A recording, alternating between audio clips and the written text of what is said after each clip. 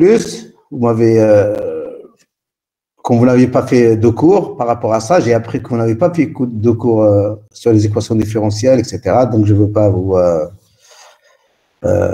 rencontrer encore plus. Donc, j'ai partagé ce cours-là en deux. Donc, aujourd'hui, on va faire les équations différentielles d'ordre 1. La semaine prochaine, je ne sais pas, jeudi prochain, je crois qu'il n'y a rien. Jeudi prochain. Est-ce qu'on se voit? On ne se voit pas, je crois. Il y a les examens sur le doctorat.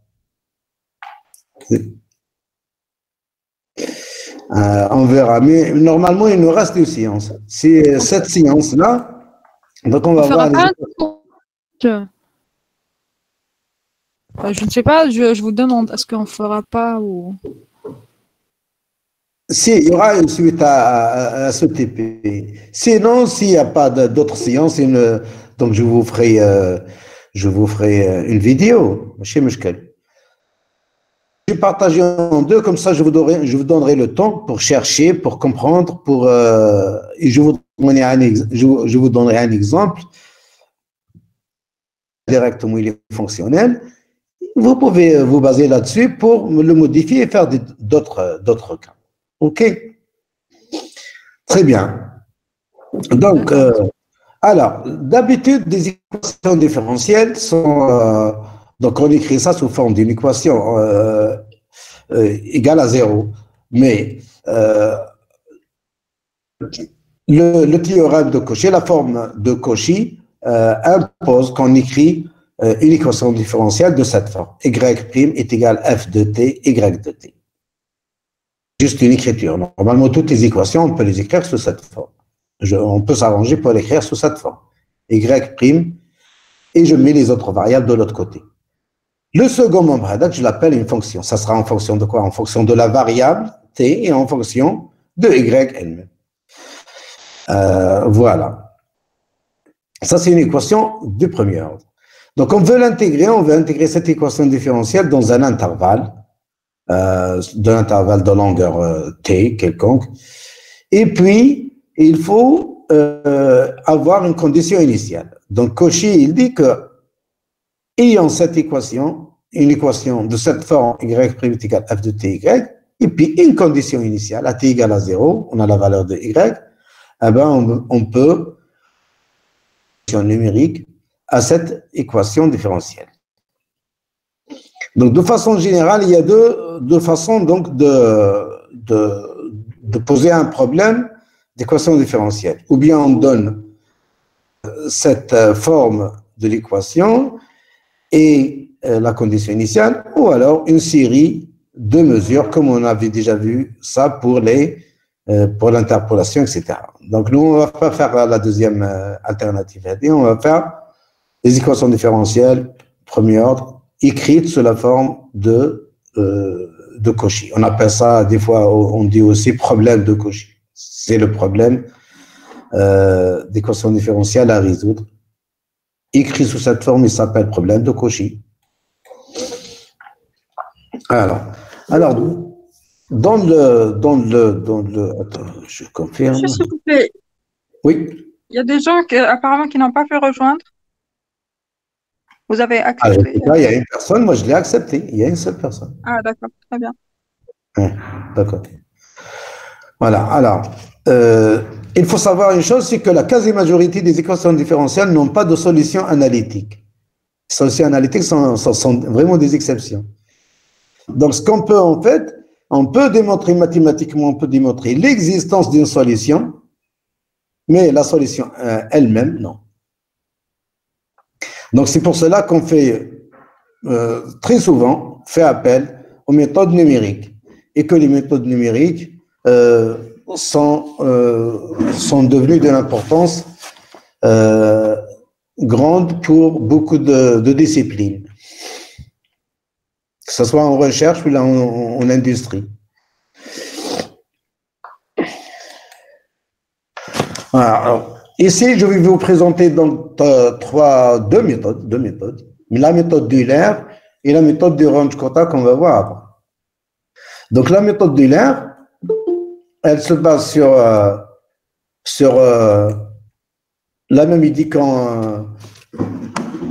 que l'intégration numérique, vous avez vu, on n'avait pas vu en intégration, on n'avait pas vu la méthode des rectangles, mais c'est vraiment similaire comme celle du trapèze. Au lieu de prendre des trapèzes, on prend des rectangles. Regardez, c'est des rectangles.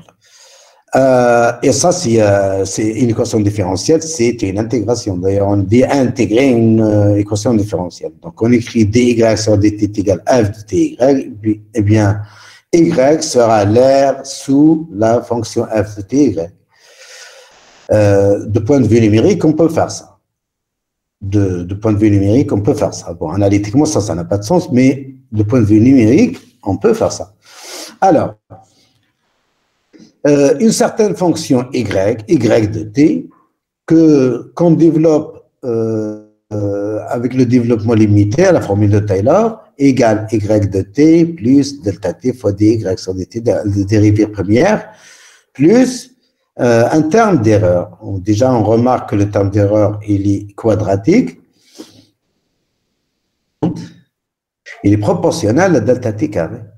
Donc, déjà, on a une idée. C'est-à-dire, si on va avoir l'erreur petite, il faut diminuer le pas de temps. Voilà. Alors, si on remplace donc le dy sur dt par sa définition, f de ty, ici, là, comme vous voyez, donc on obtient cette formule. Et cette formule n'est rien d'autre que l'air qui est là. Regardez, delta t fois f de t, c'est delta t fois f de t. F de t, c'est ça, c'est ce côté. Et delta t, c'est ça. C'est ça. Donc, on obtient l'air sous cet rectangle. Donc, si on veut intégrer donc, cette fonction sur un intervalle, on n'a qu'à faire la somme donc, de tous les aires, les aires des rectangles. Qu'est-ce que je dois dire aussi? Voilà. Donc, ici, on va avoir de plus en plus de précision. On n'a qu'à jouer sur la valeur de delta t. Ah oui, aujourd'hui, je ne suis pas en train d'enregistrer. J'ai oublié. Attends. T'as enregistré? Ah, merci beaucoup, c'est gentil. Tu m'envoies le mail après. Je te laisse enregistrer parce que ça m'alourdit le micro. OK? Très bien. Tu m'envoies le. Très bien, très bien. Voilà. Donc, voilà, on obtient le schéma numérique YN. Donc, ici, on va les numéroter. Donc, T plus delta T, ça veut dire T. Donc, comme nous dans MATLAB, on a dit, on commence par 1. Donc, ici, c'est T1. T1, T plus delta T, ça sera T2. Plus 2 delta T, ça sera T3. Et ainsi de suite. Selon ce schéma. On numérote les points, intervalles. Et on repère les TI. Les TI, seront donc les coordonnées. Et puis, on calcule les YI correspondant un par un derrière l'autre. Donc, vous voyez que à chaque fois, un point, il dépend de celui d'avant. Donc, Y de YI plus 1, il faut avoir calculé YI. Et comme nous, on démarre de 1 par la première valeur qui est connue, donc là, c'est Y0, mais nous, on écrira Y1 dans MATLAB. OK? On en a déjà parlé. Voilà, donc à chaque fois, la valeur dépend de la valeur précédente. Donc, rien de spécial de cette équation. Rappelez-vous seulement une chose, il y a des gens qui se trompent encore. Le nombre d'intervalles, un nombre d'intervalles, voilà, est égal, c'est la longueur de l'intervalle divisé par le A, je vais définir N. Ce que je veux dire, c'est le nombre de points, TIYI, il est égal au nombre d'intervalles plus 1. Ça, il y a encore des gens qui se trompent. Regardez ici cet exemple-là, il y a combien d'intervalles? Il y en a 3. 1, 2, 3. Donc là, c'est cette longueur divisée par 3. Le nombre de points, ça, c'est un point T1, T2, T3, T4. Point 1, 2, 3, 4. Alors qu'il y a 3 intervalles. Donc le nombre de points, c'est toujours 1 plus 1. Il ne faut pas se tromper. Dans les calculs, ça peut induire une erreur. Et là, j'ai donné l'algorithme. Je n'ai pas donné le code explicitement, je veux vous laisser faire ça quand même. Il faut arriver à faire ça. Il faut arriver à faire ça tout seul. Vous savez tout faire. Là, vous savez, on a déjà tout fait. Regardez les scripts précédents. Donc, définir un intervalle de temps de T0 à T max. Bon, à chaque fois qu'on donne un exercice, on donne en général, on dit trouver la solution de cet intervalle. Définir un pas de temps au départ, de façon à avoir 100 points, à avoir 50 points, et puis jouer dessus jusqu'à obtenir une précision qu'on souhaite. Définir un vecteur t par pas de temps, donc t, ça sera un vecteur qui va contenir toutes les coordonnées dans l'intervalle espacé d'une certaine quantité dt. C'est le pas. Donc, ça commence de t0, dt, t max, donc ça, vous savez faire ça. Le nombre de points, donc, un p, ça sera length de t. Donc, ici, le nombre de p, le nombre de points est égal à la longueur de t. Donc, ça, il n'y a pas de problème. Il ne faut pas rajouter 1 ici. NP, c'est la longueur de t. T allant de t0, c'est le nombre de points t. Donc, n, ça sera la longueur de ce vecteur. Initialiser, donc, y, initialiser y, donc, par des zéros. Ça, c'est le vecteur. C'est le vecteur qui va contenir tous les y. Donc, donc ça sera un vecteur ligne, une ligne, donc il va contenir autant d'éléments que t. C'est pareil. Donc, ça, vous savez faire aussi. Vous faites y égale 0, et puis size de t, comme ça, il sera identique à t, mais rempli de 0. Maintenant, on n'a qu'à faire la boucle. À faire la boucle. Bon, avant de commencer la boucle, il faut pas d'abord initialiser par le premier élément. Donc, on va dire, tiens, je me suis trompé ici. Donc là, je me suis trompé. Je peux vérifier, mais après, je vous donnerai ce document corrigé. Je corrigerai. Donc ici, c'est Y1, bien sûr. Je viens d'en parler, mais là, j'ai fait l'erreur. Donc ça, c'est Y de 1. On ne peut pas écrire ça sur MATLAB. Y de...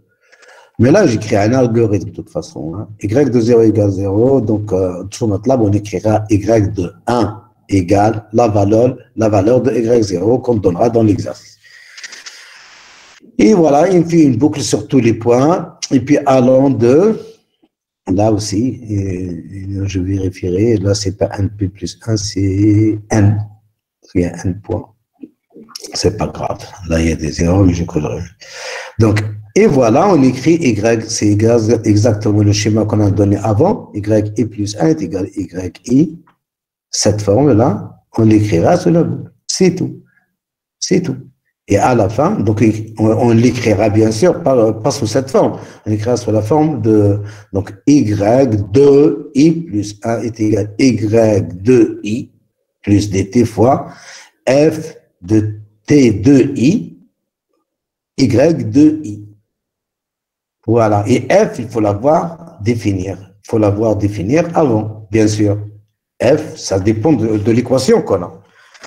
Comment on définit une fonction f? Je vous ai montré. F égale arrobase. Là, il y a deux variables. Donc, il faut faire attention. C'est f égale arrobase, parenthèse, t, virgule, y. Je définis une fonction de deux variables. C'est pareil, de la même façon. Arrobase, parenthèse, t, virgule, y, parenthèse. Espace, et je définis ma fonction en fonction de t et de y. Voilà, et à la fin, on a déjà, donc t, il est rempli ici, le vecteur t, et le vecteur y, il est rempli dans la boucle. Et là, après, on peut tracer, par exemple. Ici, oui.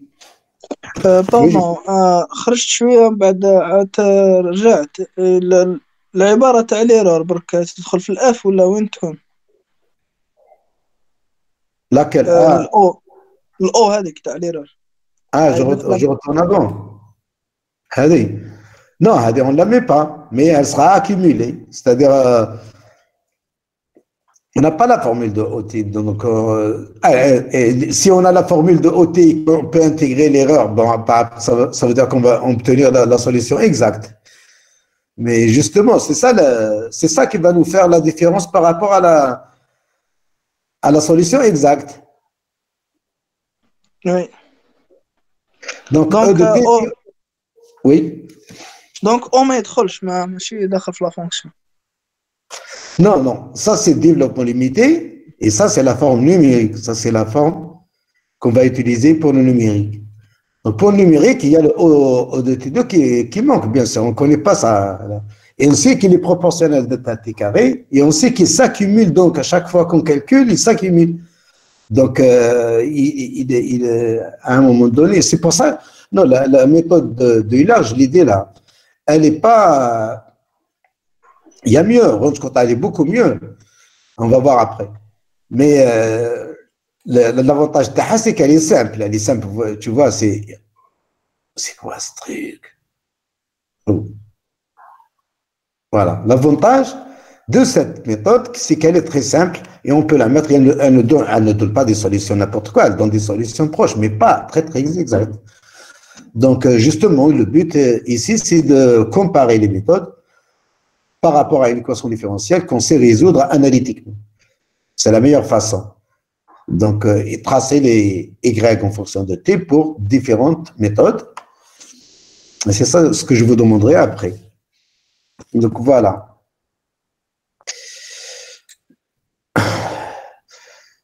Ça, j'en ai parlé. Et maintenant, voilà les exercices que je vous demande de faire. C'est des exercices qui sont dans le livre de M. Djoubli. Hein. C'est pas...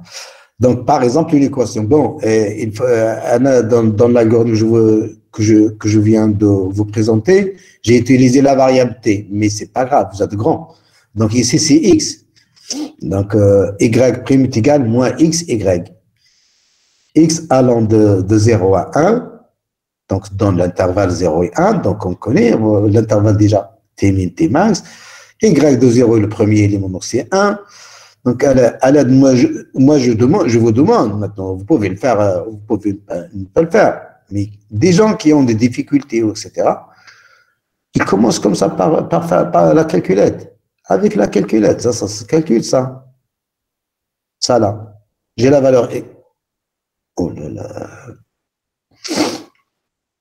J'ai la valeur de. Je commence par la première. La valeur de y0, la première. Je calcule y1. Grâce à ça, j'ai la fonction ici, l'exemple ici, x, y, c'est facile. Je multiplie x, y. Donc, c'est 0, la première, la deuxième, je calcule i2 et 3 par la calculette. On utilise la calculette. Comme ça, vous aurez le schéma qui va être beaucoup plus clair dans votre tête. Vous le répétez des fois, ça, vous allez comprendre comment ça marche la programmation. Parce que je vois qu'il y a des gens qui sont encore perdus. C'est facile, mais seulement il faut prendre un petit peu de temps, il faut le faire sérieusement, c'est tout. Donc vous le faites avec la calculette et aussi avec MATLAB, après MATLAB ou Octave. Dans Octave, vous pouvez le faire facilement aussi. Alors, résoudre pour un intervalle entre 0 et 1 avec un pas de 0 à 1. Donc là, il y aura quoi? Il y aura 10 points, il y aura 11 points. Si on démarre de 0. Voilà, donc x1, ça sera 0, x2, ça sera 0, etc., jusqu'à 1. Pour l'exo2, voilà aussi une équation. Faire pareil. Donc là, j'ai pris l'exercice tel quel, il demande de calculer y de 0,5. Mais pareil, vous pouvez prendre un intervalle autour de 0 à 1 et aussi de faire le calcul. Ou alors plus grand, 0,5, etc. Et donc, vous calculez la solution exacte et la solution par la méthode d'Euler et vous comparez. Voilà. Donc, je passe maintenant à la méthode de Runge-Kutta. La méthode de Runge-Kutta, c'est... on peut faire le parallèle aussi avec la méthode d'intégration par trapèze. Donc, vous vous rappelez, pour la méthode de trapèze, pour intégrer une fonction f, là j'ai remplacé ici, on avait trouvé la formule, en fait c'est facile de voir, hein. la petite base du trapèze plus la grande base multipliée par la hauteur sur 2. Et il faut regarder le trapèze comme ça horizontalement. Voilà, la petite base, par exemple, pour ça, la petite base, la grande base, multipliée par la hauteur qui est h sur 2. Donc, voilà. Donc, h sur 2, f de Tn, ça. Oui, j'ai changé l'indice, c'est pas grave. Donc, Tn et Tn plus 1, et puis après, on multiplie par la hauteur sur 2. On obtient la formule de Runge-Kutta. Ça s'appelle la formule de Runge-Kutta d'ordre 2. D'ordre 2. Voilà. Ici, le problème qui se pose ici, c'est que, bon, là, ça, si on intègre ce côté-là, ça va donner yn plus 1 moins yn.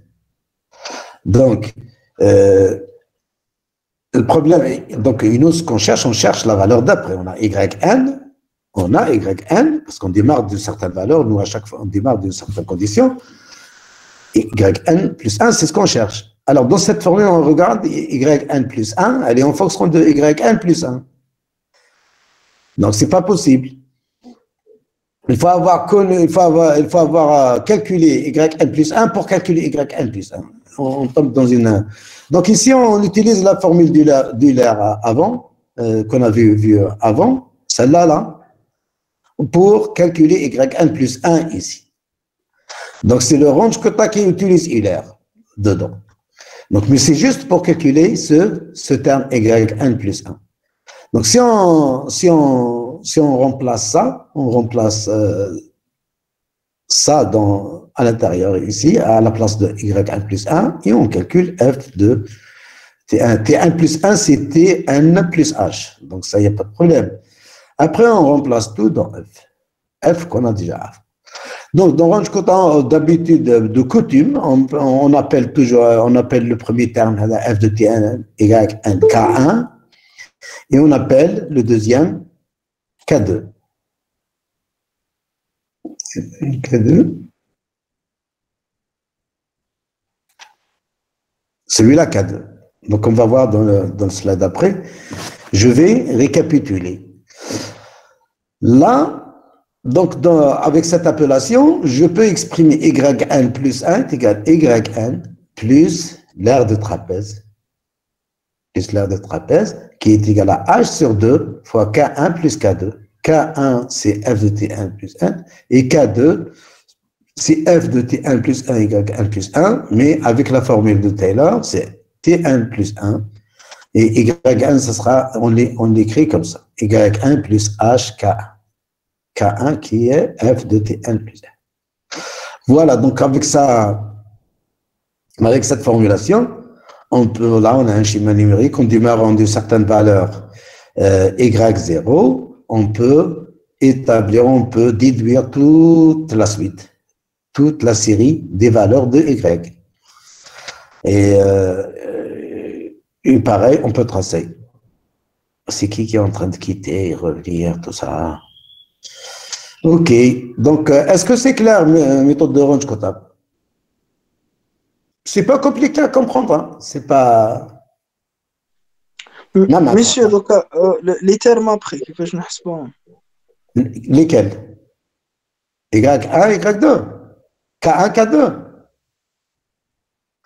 Par exemple, l'exemple que je vous ai donné tout à l'heure, f de t est égal à t fois y.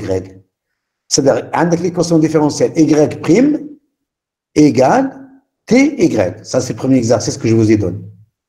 Donc, f de t, sera égal à t fois y. Donc, t fois y, tn yn. C'est quoi? C'est tn fois yn. Je remplace dans f. Donc, K1, je peux le calculer. K2, je peux le calculer. Et puis après, je calcule yn plus 1. Tout ça, ça se fait dans chaque itération. Ça, c'est juste pour ne pas encombrer. J'aurais pu mettre directement ici. Ici, ça sera f de Tn yn, et ça, f de Tn h, etc. ici. Bon, ça, c'est C'est de coutume, toujours, dans les bouquins, vous trouvez, c'est marqué comme ça, K1 plus K2. Et pour le range quota d'ordre en 4, vous allez voir, il y aura 4 termes, K1, K2, K3, K4. Oui, monsieur. Voilà. Voilà. Voilà, je donne l'algorithme aussi pour range quota d'ordre 2. Donc, on a à chaque fois au départ, donc on a H et on a la durée, l'intervalle dans lequel on veut calculer l'intégration. Donc, je peux déduire le nombre d'intervalles de ces deux grandeurs, il n'y a pas de problème, le nombre de points, etc. Initialisation, donc au départ, bien sûr, il faut toujours conditionner, commencer par initialiser les variables t et y, donc t égale 0, et le y correspondant à cet instant-là. Puis après, bien sûr, on définit la fonction qu'on veut intégrer, ça c'est le second membre de l'équation différentielle, qui sera en fonction de t et de y. Donc, au départ, on initialise donc un vecteur t, donc t sera un vecteur qui contiendra tous les points de l'intervalle, hein, divisé par l'intervalle qu'on a divisé, c'est-à-dire par pas de h. Par pas de h, tous les points de t. On initialise le vecteur y qui contiendra donc l'intégration correspondante pour chaque instant, pour chaque point de t, donc y de t, on initialise, ce sera un vecteur aussi de même taille. Et puis après, on fait une boucle sur les n points, et voilà, sur les n intervalles, et là on calcule K1 égale, et K2 égale. Ça, c'est les deux expressions que je vous ai montrées avant. Regardez, je suis dans la boucle. À chaque fois, je calcule. Pardon? Monsieur, on a crasé Y normalement.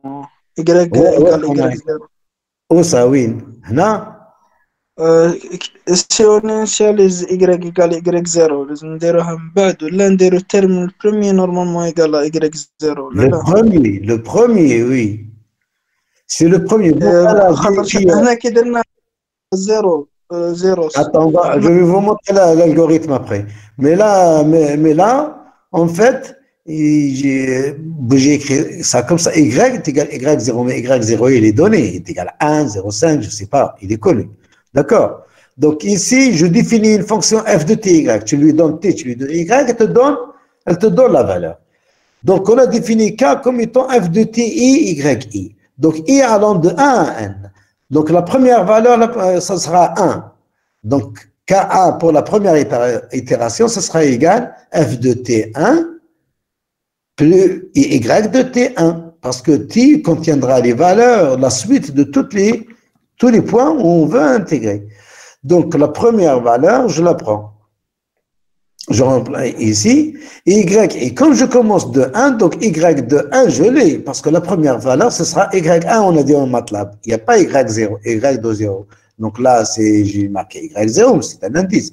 Donc ici, cette écriture, ça veut dire quoi? Ça veut dire qu'il faut écrire Y de 1 égale à, égale à quelque chose. C'est égal à une valeur Y de 0. C'est ce que ça veut dire initialiser le premier élément. Donc, le premier élément sera Y de 1, il est connu. Donc, grâce à lui, on peut remonter, on peut déduire tout le reste. Voilà, donc je calcule K1, je calcule K2 F de T1 que j'ai, et puis H fois Y de 1, T de 1 plus H, et puis là, Y de 1, que je connais, plus H fois K1 que je viens de calculer. Et puis, à la fin, ça y est, j'ai K1 et K2. Et c'est pour ça que l'ordre, il est important. Il ne faut pas mettre K2 avant K1, ça ne marchera pas. Il faut d'abord calculer K1, puis K2. Et l'ordre, il est très important entre les coefficients pour range quota. Donc ça, gardez ça bien. Parce que regardez, K2, il est en fonction de K1. Il vient juste d'être calculé avant. Voilà, une fois que j'ai les deux, après j'applique la formule. Y de I plus A au point suivant est égal à Y. Une erreur. Là, c'est une erreur. Excusez-moi, je vais corriger tout ça. Là, c'est Y. C'est Y de I. Tout le monde m'entend là? C'est Y de I. C'est Y de I. Je ne peux pas effacer. Je ne peux pas effacer.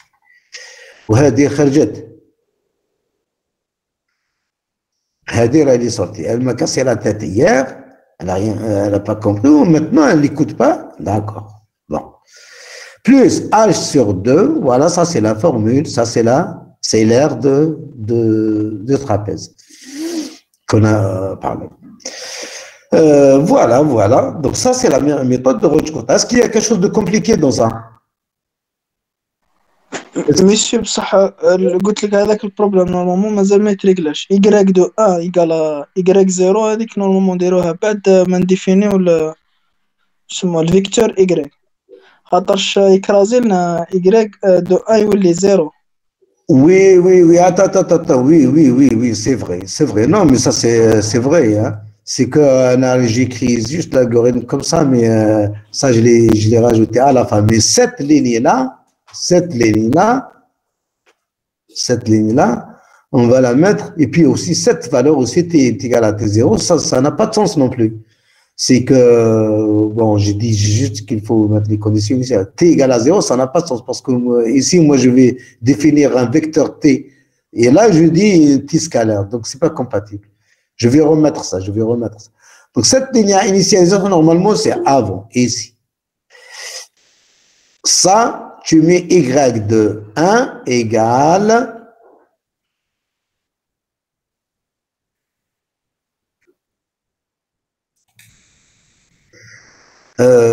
Y de 1 égale Y0. Égale la valeur de Y0. Yak, فهمنا. Ça ne sert à rien, T égale à 0. Et puis, parce que je définis un vecteur. Et puis, normalement, cette condition, je la mets juste après, ici, après l'initialisation. Y de 1, je la mets juste après. Donc là, je n'ai pas fait attention à l'algorithme, mais vous êtes grand.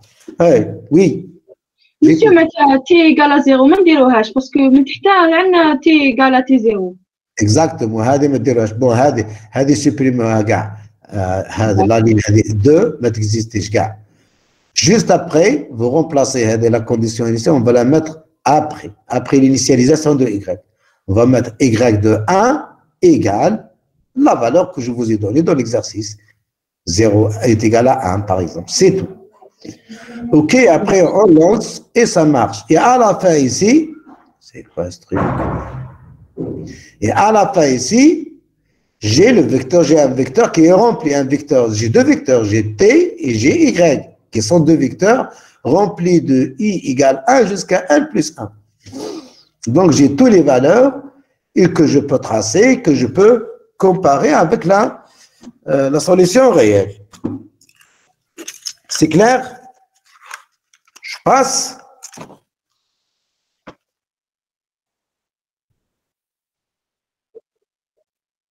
Est-ce qu'il y a des gens qui n'ont pas compris? Je peux répéter, hein?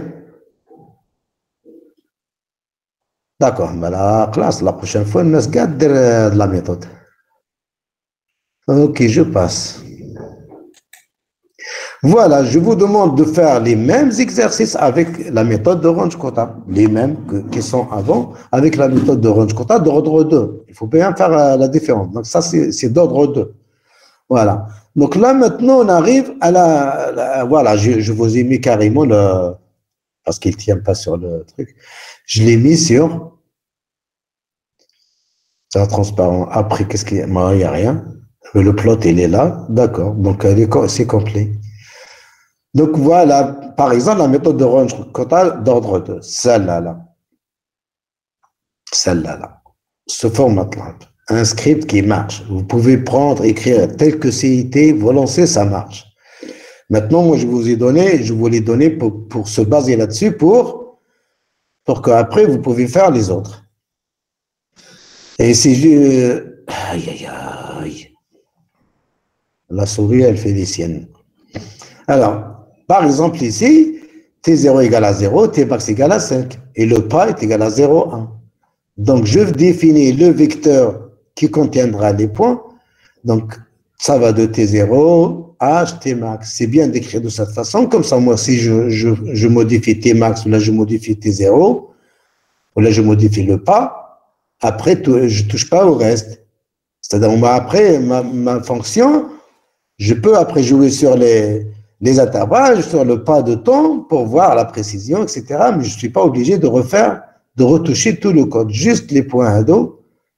Au départ, vous voyez que j'ai séparé comme ça, je l'ai mis en haut, c'est les données du problème. Voilà. Y, c'est un vecteur aussi qui est initialisé par des zéros partout et qui a la même taille que t. Voilà, c'est cette façon, je vous en ai parlé déjà. Donc, ce sont des vecteurs lignes, deux vecteurs lignes. Et là, j'arrive à la définition de ma fonction. Comme je l'ai déjà fait pour une variable, je la définis pour deux variables, t et y. Si c'est x et y, je mets x et y, etc. Et ça, moins t et y. Là, dans l'exercice, c'est marqué x et y, mais je peux utiliser x, il n'y a pas de droit, rien ne nous empêche. Voilà, et là, voilà, jeune homme, donc moi, ce que j'ai écrit, c'est y de 1 est égal à 1. C'est bien après avoir défini le vecteur. Dans l'algorithme que j'ai écrit tout à l'heure, bon, c'est la dernière minute. Mais bien sûr, ça, vous êtes, même si je me trompe, il faut que vous soyez capable que vous corrigez.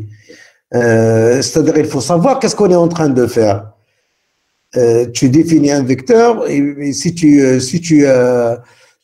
lui as donné à la même variable une valeur avant, il faut savoir que ça, là tu écrases ça. Je n'ai parlé bien avant dans le vidéo de préparation, j'ai dit que c'est la dernière affectation qui compte. Si je mets ici, par exemple, t égale à 0, ça y est, le vecteur, il n'y a plus de vecteur.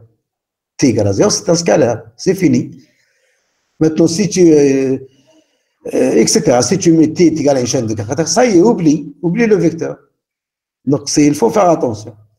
Donc, y de 1, là, j'affecte au premier élément de y. Je sais qu'il y a un vecteur, donc je mets y de 1 est égal à 1. Si je mets y égale 1, qu'est-ce que je fais s'il n'y a pas de parenthèse 1? Si je mets y égale 1, là, ça y est, mon vecteur, il est parti, c'est fini. Ma variable y, il est devenu un scalaire. Donc, là, j'affecte au premier élément. Y1. Quand dans ma table je démarre de 1, voilà, je mets 1. Donc voilà. Et ici, donc je fais la boucle surtout sur tous les intervalles. Je mets length de t moins 1. Length de t moins 1 parce que la longueur, ça c'est le nombre d'intervalles. Parce que la longueur de vecteur t sera L plus 1, donc là, c'est pour ça que j'ai défini moins 1. J'ai fait moins 1. C'est pas le nombre d'intervalles, et que ici, j'ai Y de I plus 1. Donc, comme ça, quand j'arrive là, quand je remplace length moins 1 ici, j'aurai length, Y de length. Donc, comme Y et T sont en la même taille, donc je ne dépasse pas le nombre d'éléments. OK? Voilà. Donc voilà, je calcule Ka est égal à f de ti, une variable, l'élément ti, le yi, voilà, je le passe à la fonction f. Il va me calculer la valeur, ça sera stocké dans K1. Je reviens dans K2 f de ti, et la première variable de t, c'est la valeur de l'élément t de i plus 1, et je les ai calculés tous, les ti. Donc je l'ai ti plus 1.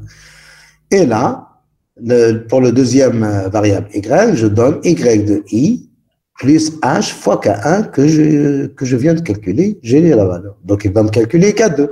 J'ai k1, k2, j'utilise la formule. H sur 2 multiplié par k1 plus k2. Et puis, je rajoute y de i. Tout ça, c'est pour calculer y de i plus 1. Donc, je boucle sur tous les points jusqu'à n, le nombre d'intervalles. Donc, ici, j'aurai n plus 1, ça sera le nombre de points, le dernier point. Voilà. Une fois que je suis arrivé là, ça y est, j'ai tous les vecteurs de y.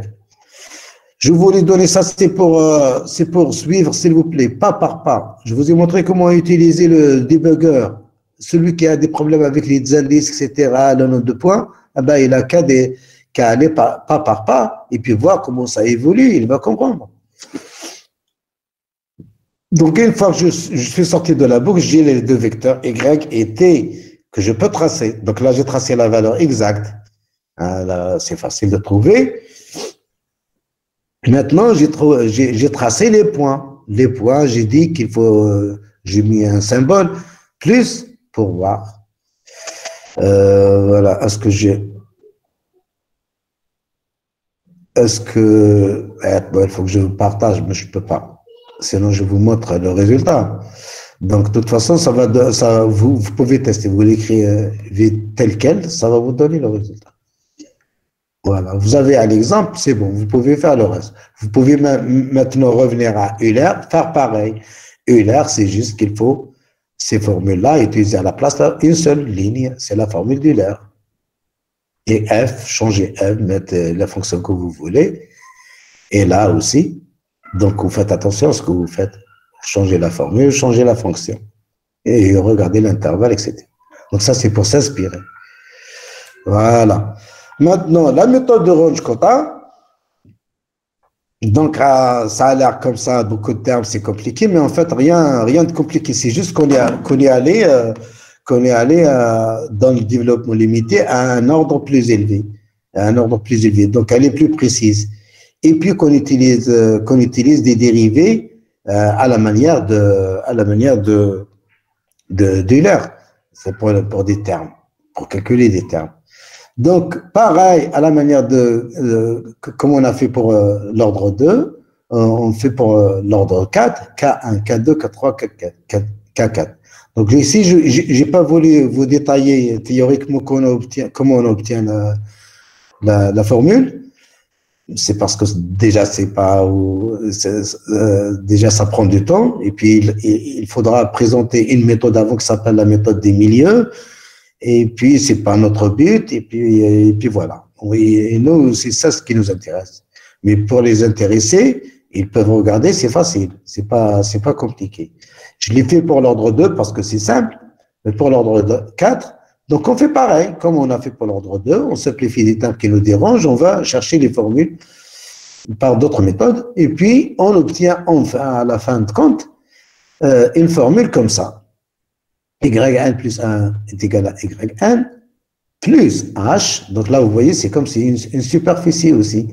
Donc ça, c'est en fait, ça revient à faire le parallélisme aussi avec la formule de l'intégration par la méthode de Simpson qui utilise l'interpolation du polynôme à 2 degrés. Donc c'est pareil, c'est ça. Vous allez retomber à ces termes-là. Donc, on a vu pour Euler, c'est la méthode des rectangles. Pour Runge-Kutta d'ordre 2, c'est la méthode des trapèzes.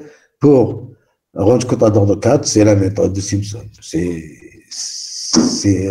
un parallélisme. Alors, le problème qu'on obtient, c'est que des fois, on obtient Y1 plus 1 en fonction de Y1 plus 1. Il faut s'arranger pour simplifier, pour rendre ça en fonction de Yn. Et quand on fait ça, eh ben on tombe sur ces termes-là, comme ça. Donc, K1 est égal à F de T1, comme tout à l'heure. K2, voilà, calculé au milieu des intervalles. On a des K1 c'est celui-là, et K3, il est en fonction de K2, et K4 qui est en fonction de K3. Si je calcule ces 4 coefficients, ben voilà. Y1 plus H, ces termes-là. Donc, en fait, tous ces termes-là doivent être calculés à chaque fois, pour chaque point. Je les calcule, et après, je calcule ma formule de Y1 plus 1. Et pareil, comme j'ai fait pour le Y2, donc si je dois, ici, je dois juste calculer les termes. Je rajoute K1, K2, K3, et je les écris tel que c'est défini, c'est tout. Rien de, je modifie rien du tout. Je modifie rien du tout. Il n'y a que ces termes-là qui vont changer. Au lieu d'utiliser 2 termes, je vais définir tous les 4 termes qui vont être calculés à chaque fois. K1, K2, K3, K4, puis après, je modifie la formulation ici, je rajoute K1 sur C. J'écris ça, quoi.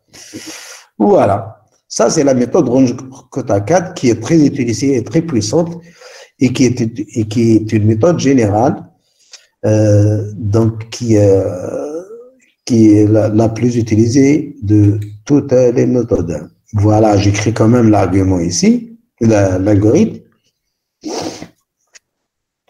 L'algorithme, voilà, donc ça, j'ai mis ça, mais il faut prendre ça comme un exemple, c'est-à-dire que c'est libre à vous de chercher dans les bouquins, dans Internet, etc., de trouver d'autres formules, d'autres formes. Mais il ne faut pas utiliser des fonctions ou des termes qu'on n'a pas vu encore, c'est tout. Mais vous êtes libre à vous de regarder. Moi, j'ai mis ça de cette façon. C'est ce que je viens de dire, modifier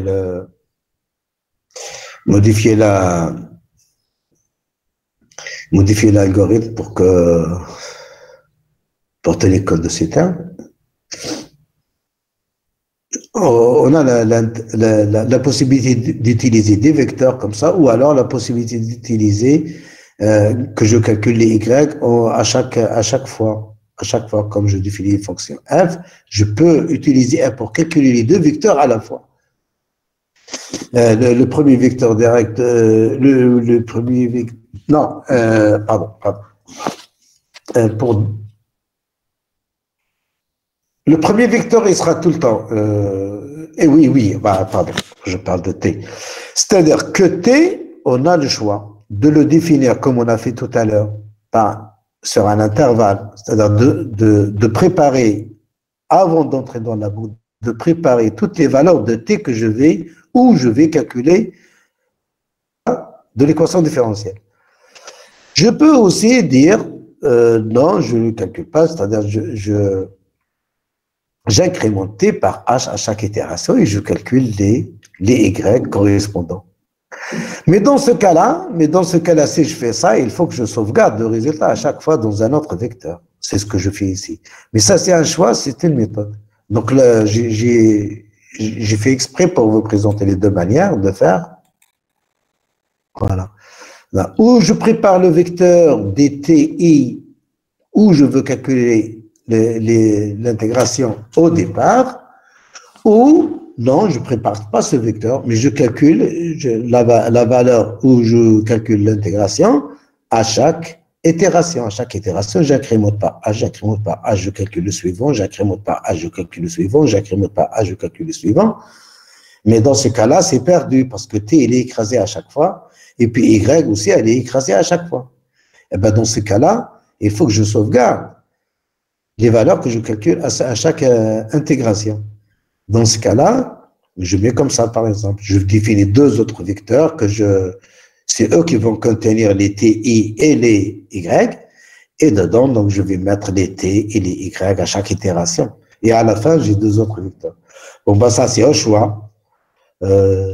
Voilà.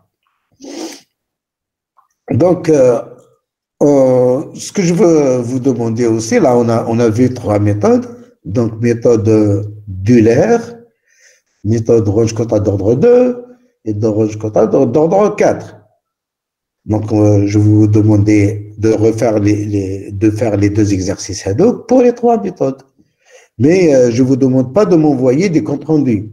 C'est-à-dire, ça, c'est un travail en préparation à la séance en présentiel qu'on fera, Inch'Allah, et qu'on complétera par la partie équation différentielle ordre 2. Donc, d'ici la semaine prochaine, ou la fois prochaine, donc la séance prochaine, donc j'aimerais que vous ayez déjà une idée bien précise sur les équations différentielles. Donc là, c'est des guides. Je vous demande de faire des exercices donc avec la méthode d'Euler, la méthode, et de tracer les trois, la méthode d'Euler, non, pas la méthode d'Euler, les trois méthodes. C'est fait à la va-vite, c'est transparent.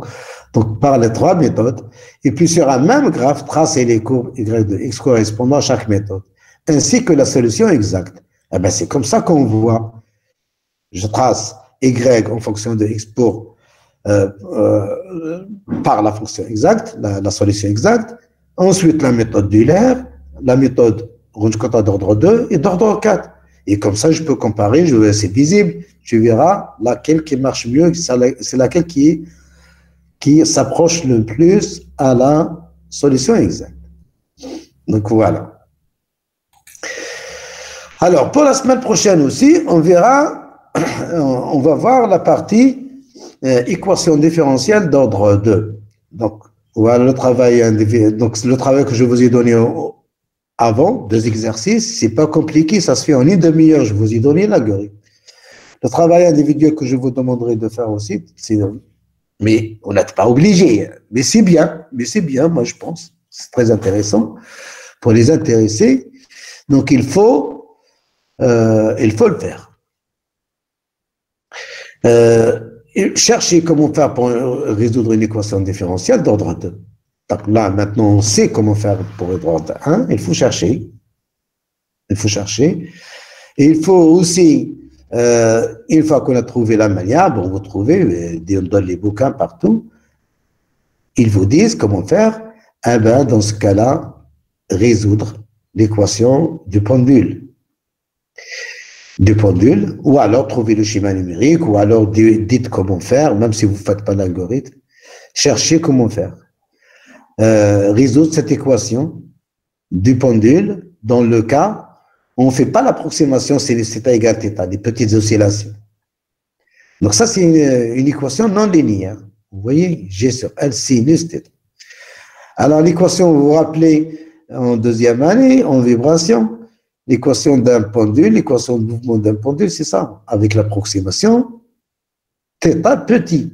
Donc, dans ce cas-là, on trouvait la solution, c'est cosinus oméga 0 t plus phi, on sait. Donc, mais dans ce cas-là, on ne peut pas dire. Dans ce cas-là, c'est numérique, on a raison numériquement. Analytiquement, je ne sais pas analytiquement ce qu'on peut le faire. Voilà, ça sera un défi pour vous, pour les courageux, pour les gens qui veulent apprendre, pour les gens qui sont passionnés, de chercher ça. Ça a été donné comme un projet d'analyse numérique. J'ai vu ça dans le livre, dans le document de M. Djelouah. Donc on le fera en TP. C'est intéressant. Comme ça, on peut comparer après le pendule. Oh.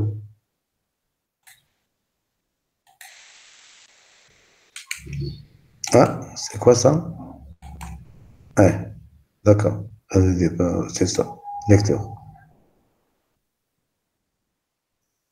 Voilà, comme ça, nous, on pourra comparer jusqu'à quelle mesure l'approximation qu'on avait fait θ petit, l'approximation des petits angles, dans quelle mesure elle est correcte. Là, c'est le cas réel, c'est le pendule réel, ça c'est le pendule avec l'approximation. Donc, on pourra voir est-ce qu'elle est valide, cette approximation, et jusqu'à où, et quand est-ce qu'elle est valide, quand est-ce qu'elle n'est pas. Voilà. Est-ce que vous avez des questions?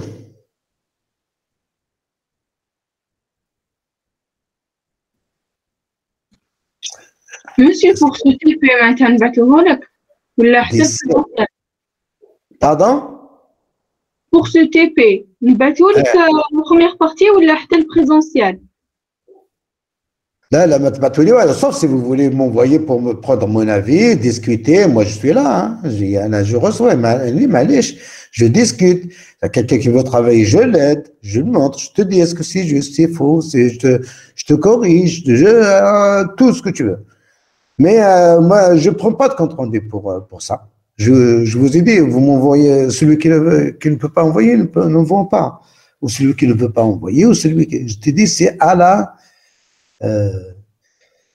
au choix. C'est au choix. Si tu veux savoir mon avis, me dire, voilà, tu veux travailler, tu veux savoir pour avancer, tu t'es bloqué, tu dis, je vais voir le prof, monsieur, comment on fait ça, j'ai fait ça, etc. Donc voilà, mais c'est pas obligé à vous de m'envoyer j'ai dit, il ne faut pas m'envoyer d'ailleurs, il ne faut pas m'envoyer parce que je ne peux pas corriger déjà beaucoup. Donc on laisse ça pour la semaine du présentiel où on fera les équations différentielles dans sa totalité, c'est-à-dire un degré et un premier ordre et deuxième ordre. Mais attention, dans le TP, je vous demanderai de faire ça, les méthodes Euler, les méthodes, etc. Donc si vous ne savez pas, eh ben, ce sera un problème. Donc, c'est pour ça que c'est bien de préparer, de voir. Là, c'est comme si je me suis pris une semaine à l'avance, je vous ai donné ce qu'on va faire en TP. Donc, vous pouvez préparer, c'est ça l'idée. D'accord, monsieur. Voilà. Mais cette fois-ci, vous ne m'envoyez pas le TP jusqu'à maintenant. Ah oui, oui, j'ai. Oui.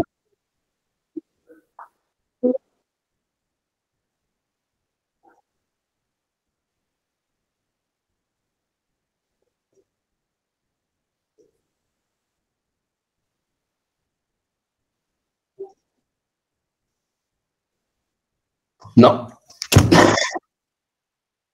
non. Parce que dans MATLAB, c'est comme ça, tu mets une fonction par script.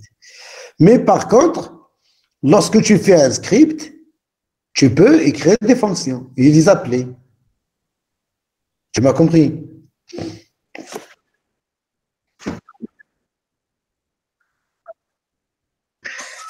Attends, je vais référer, je te répondrai parce que là, pour MATLAB, je ne sais pas. Et puis, en plus, ça évolue d'une version à l'autre, ça, je ne me rappelle pas. Moi, ce que je sais, c'est que MATLAB, il a une norme. Il fait une fonction par script. Mais voilà, maintenant, est-ce que dans le script de la fonction, on peut faire une autre? Je ne sais pas. Ça, c'est pas possible. Mais ce que je sais, c'est que c'est pas possible. Maintenant, ça peut être changé, mais je ne veux pas dire des conneries. Voilà, parce que d'un côté, tu vois, dans MATLAB, si tu appelles le script, tu lui donnes le même nom que la fonction, après, tu peux appeler la fonction avec les arguments. Tu peux l'appeler depuis la fenêtre de commande. C'est ça ce que je vous ai demandé jusqu'à maintenant. Donc, il y a des gens encore qui ne savent pas encore faire ça. Et ils sont contents et tout, et tout, et tout. Je ne comprends pas. Donc, il faut apprendre à faire ça. Alors, écrire ton script.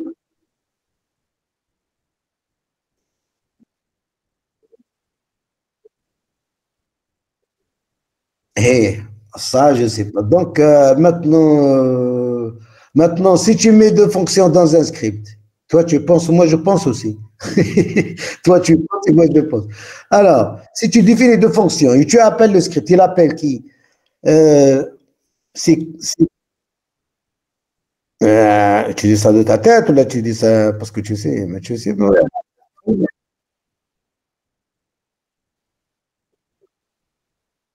Oui,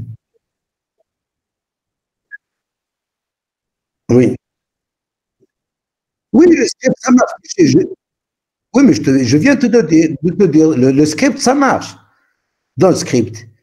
Tu as un script, tu écris, tu fais ton code, puis après tu définis une fonction. En bas, tu l'appelles. Oui, ça marche, ça.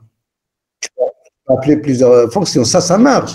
Mais moi, je t'ai parlé de la fonction, c'est-à-dire tu mets la première ligne de ton script, c'est function, tac, tac, tac, tac, qui accepte des arguments. Là, est-ce que tu pourras faire une autre fonction? Ça, moi, ce que je sais, c'est que c'est non. Maintenant, après, même, je ne suis pas encore sûr parce que ça se peut que ça évolue. Ça fait un moment. Hein. Donc, que je sais ça, je veux dire. Les versions, ça évolue. Voilà, mais pour un script, oui, bien sûr, tu peux utiliser des fonctions. Et ça, d'ailleurs, c'est une bonne manière. Quand tu donnes un script pour partager le travail, tu mets cette partie, je la mets dans cette fonction et je l'appelle. Et ou la définir une fonction. Jusqu'à maintenant, qu'est-ce qu'on a fait? On a toujours fait définir une fonction arrobase, arrobase. Ah, tu parles de fonction. Là, la même. Oui, mais moi je te parle d'un cas, par exemple, jusqu'à maintenant, on a fait toujours F par handle, arrobase, etc. Mais tu as une fonction plus compliquée, par exemple, qui est valable sur un intervalle, elle a une expression, sur un autre intervalle, elle a une expression, sur un autre intervalle, elle a une expression. Donc, dans ce cas-là, tu as besoin de faire des tests dans la fonction. Donc, dans ce cas-là, c'est bien de définir une fonction MATLAB dans laquelle tu définis ta fonction. Oui, donc c'est bien utile. Ça, par contre, c'est souhaitable pour partager le travail, pour la lecture du code, pour voilà, et on garde le script juste comme une partie principale qui appelle des fonctions. Donc, dans le script, on fait appel aux fonctions. Il appelle l'autre fonction pour faire quelque chose. Oui.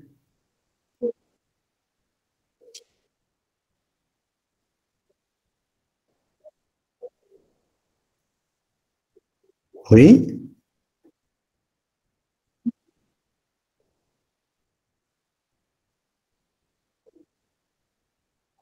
Par exemple. Oui, oui, oui, tu peux faire ça. Tu peux faire ça. Si on peut faire ça, on peut le faire. Moi, d'ailleurs, je l'ai fait dans le code, la vidéo, je me rappelle, moi, ce que j'ai fait, dans le script que j'ai fait, j'ai préparé une fonction que j'ai appelée EK. C'est elle qui me calcule les polynômes. Je lui donne l'ordre K et je donne X et il me calcule le polynôme. Comme ça, je facilite et ça me permet d'écrire la formule telle que, c'est-à-dire de faire la somme, telle que, comme en maths, EK fois f de xk, par exemple, la somme. Et puis après, pour la lecture, c'est plus lisible, c'est mieux. Maintenant, après, j'ai modifié, après, je vous ai dit d'utiliser le schéma de Horner, donc ça, c'est optimise, ça, donc j'aurais pas besoin de faire de fonction parce que ça simplifie l'écriture. Ça sera une seule boucle. Maintenant, c'est libre à vous, c'est libre. Au contraire, il faut essayer, il faut tester, il faut utiliser les fonctions, etc. Et puis vous, de toute façon, avec l'expérience, vous allez voir ce qui vous arrange, ce qui est bien, vous allez avoir des sentiments par rapport à ça. Exactement. Monsieur, Oui, donc si vous n'avez rien à rajouter, moi j'en ai rien à rajouter. Donc j'espère que ça a été clair et aussi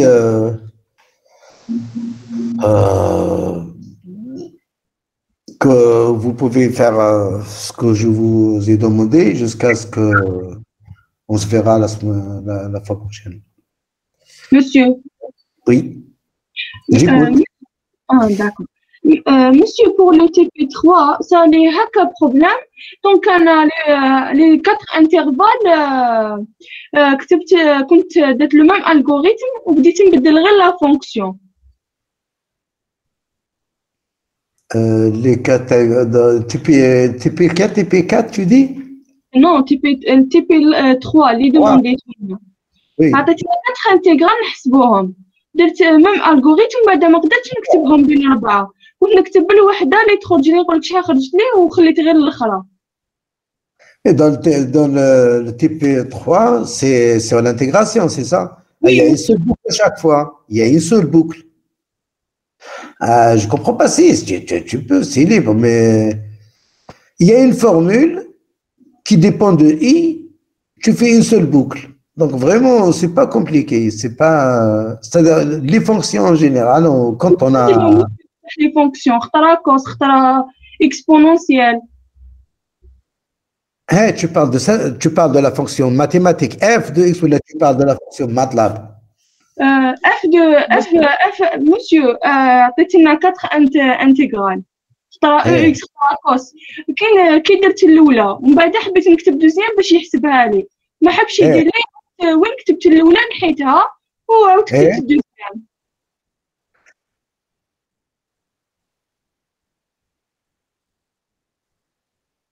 Exactement.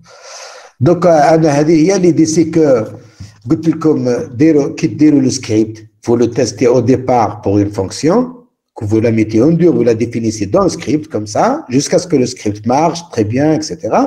خلاص, après vous supprimez la fonction du script et vous transformez le script en une fonction. كيفاش نديروا؟ Juste il faut définir une fonction.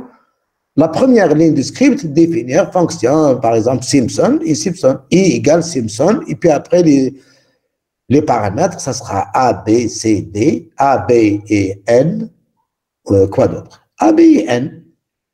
A, B, N et F, bien sûr, et la fonction F. Et à la fin, je mets N, c'est tout. C'est tout. Donc après, j'ai pas besoin de définir à l'intérieur de la fonction, de définir A, B ou N ou F. Ça y est, je supprime les définitions de la fonction. Maintenant, cette fonction, si elle a le même nom que le fichier script qui la contient, Après, elle sera reconnue dans MATLAB ou là dans Octave. Ça sera connu comme une fonction, comme les autres fonctions de MATLAB ou d'Octave. Tu peux l'appeler à partir de la ligne de commande. Si tu l'appelles à la ligne de la commande, tu lui donnes la fonction en argument. Tu lui donnes A, tu lui donnes B, tu lui donnes N, le nombre d'intervalles. Et elle te calcule. Elle te calcule l'intégrale directement. Donc, si tu as fait ça, cette fonction, si tu l'as fait, tu n'as pas à redéfinir les fonctions. La fonction, tu l'as définie où? Tu l'as définie sur la ligne de commande, dans la fenêtre de la commande. Monsieur. Oui.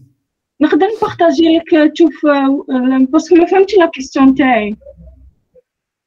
Non, pas tout de suite. Même parce que حنا تحب صحابك ولا est-ce qu'ils sont intéressés؟ راكم intéressés انتم معاهم. شوفوا بالك راهم حابين يروحوا اكسيتيرا ونغات لونجسترومون يولي كبير. ميسيو برك الا تبعت لنا الكور اليوم برك هذا ما كان. هذا وي bien sûr je l'enverrai d'ici le soir ان شاء الله. ما بالك pas tout de suite parce que راني خارج مي العشيه نخدموا كما العاده. ميرسي ميسيو. ما فيش شيء فوالا. شكون هذا اللي كتهضر معاه؟ محدوح. وي مسيو. محدوح tu me contactes le soir ولا بعثوه لك دونك بلاش ديريكتومون تنوتينا عليه. Tu as montré quelque chose. On peut faire Google Meet, hein. On peut faire Google Meet aussi. Et voilà.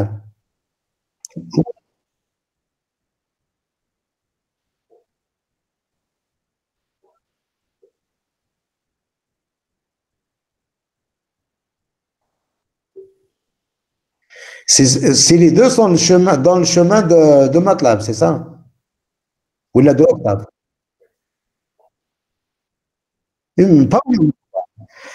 Ça, ils sont reconnus, c'est-à-dire les deux chemins sont inclus dans les chemins de Octave ou la de MATLAB.